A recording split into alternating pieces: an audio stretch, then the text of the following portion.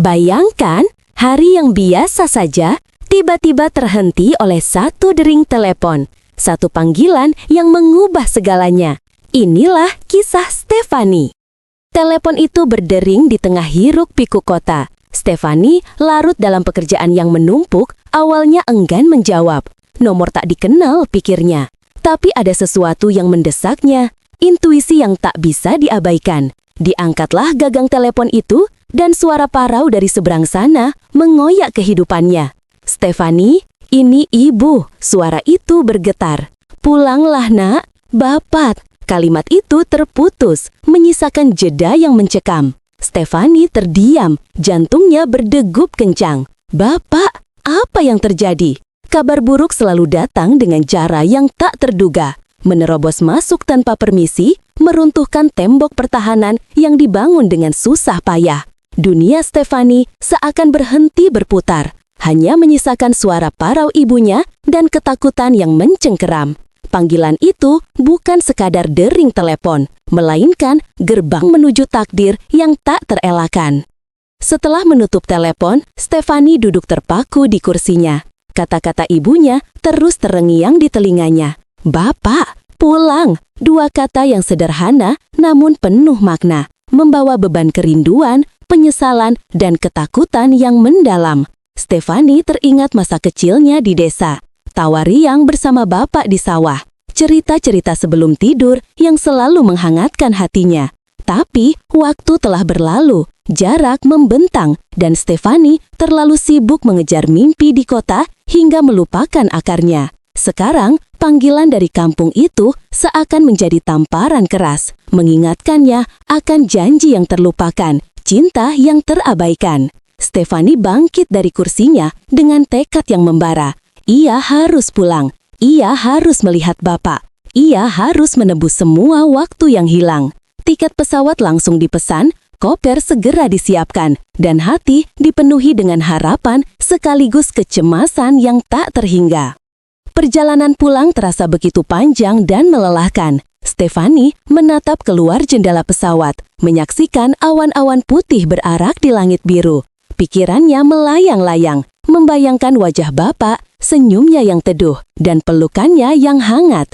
Ia teringat nasihat-nasihat bapak tentang hidup, tentang kejujuran, tentang pentingnya menjaga tradisi dan menghormati leluhur. Nasihat-nasihat itu kini terasa begitu berharga, menjadi kompas yang menuntunnya dalam perjalanan hidupnya. Stefani merasa menyesal karena terlalu sering mengabaikan nasihat bapak, terlalu fokus pada ambisi pribadi hingga melupakan nilai-nilai keluarga. Ia berharap masih ada waktu untuk memperbaiki semuanya, untuk meminta maaf, untuk mengucapkan betapa ia mencintai bapak. Pesawat akhirnya mendarat, dan Stefani bergegas keluar mencari taksi yang akan membawanya menuju kampung halaman. Sesampainya di rumah, Stefani disambut oleh ibunya dengan pelukan erat yang penuh air mata. Suasana rumah terasa begitu sepi dan suram. Stefani mencari bapak, namun ibunya menggelengkan kepala dengan sedih. "Bapak sudah beristirahat, nak," ucap ibunya dengan suara lirih. Stefani terkejut dan terpukul mendengar kabar itu. Ia terlambat, ia tidak sempat mengucapkan selamat tinggal kepada bapak. Air mata Stefani mengalir deras membasahi pipinya. Ia merasa hancur dan menyesal karena tidak bisa memenuhi janjinya untuk selalu ada di sisi bapak. Ia memeluk ibunya erat-erat, mencoba mencari kekuatan dalam pelukan itu. Malam itu, Stefani duduk di samping jenazah bapak, mengenang semua kenangan indah bersamanya. Ia membacakan doa-doa dan mengucapkan janji untuk selalu menjaga keluarga dan melestarikan tradisi yang telah diwariskan oleh bapak. Setelah pemakaman bapak, Stefani memutuskan untuk tinggal lebih lama di kampung. Ia ingin membantu ibunya mengurus rumah dan sawah. Ia juga ingin mengenal lebih dekat dengan sanak saudara dan tetangga yang selama ini jarang ia temui. Stefani mulai belajar bertani, memasak masakan tradisional, dan mengikuti kegiatan-kegiatan di desa. Ia merasa semakin dekat dengan akarnya, semakin menghargai kehidupan sederhana di kampung.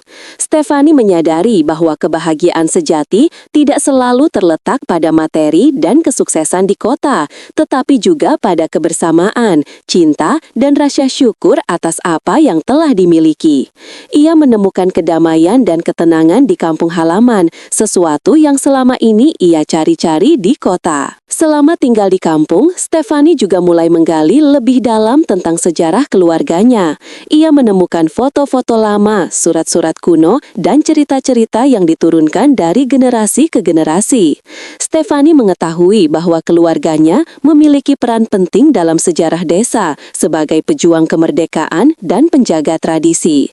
Ia merasa bangga menjadi bagian dari keluarga tersebut dan bertekad untuk meneruskan perjuangan mereka. Stefani juga menemukan rahasia-rahasia keluarga yang selama ini tersembunyi. Kisah-kisah cinta, pengkhianatan, dan pengorbanan yang mengharukan. Rahasia-rahasia itu membuka mata Stefani tentang kompleksitas kehidupan dan pentingnya memaafkan dan melupakan masa lalu. Suatu hari, Stefani menemukan sebuah buku catatan harian milik Bapak di dalam lemari tua.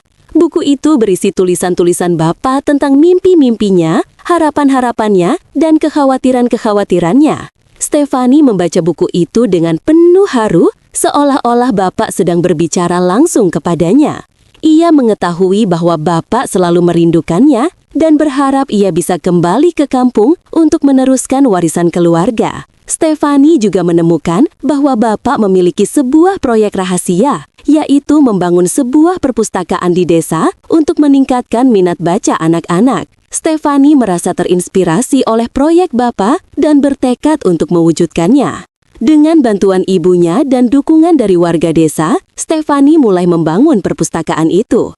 Ia mengumpulkan buku-buku dari berbagai sumber, mengatur ruangan, dan membuat program-program menarik untuk menarik minat anak-anak. Perpustakaan itu akhirnya selesai dibangun dan diresmikan dengan meriah. Anak-anak desa sangat antusias dengan adanya perpustakaan itu. Mereka datang setiap hari untuk membaca buku, mengerjakan tugas, dan bermain bersama. Stefani merasa bahagia melihat senyum di wajah anak-anak itu. Ia tahu bahwa Bapak pasti bangga melihatnya. Setelah beberapa bulan tinggal di kampung, Stefani merasa bahwa ia telah menemukan jati dirinya yang sejati. Ia tidak lagi merasa asing dan kesepian seperti dulu. Ia merasa diterima dan dicintai oleh keluarga dan masyarakat desa. Stefani memutuskan untuk meninggalkan pekerjaannya di kota dan menetap di kampung selamanya. Ia ingin mengabdikan dirinya untuk membangun desa dan mewujudkan mimpi-mimpi Bapak. Stefani juga ingin memulai sebuah keluarga di kampung dan membesarkan anak-anaknya dengan nilai-nilai tradisional.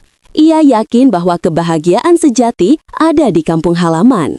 Stefani menatap langit senja yang berwarna-warni.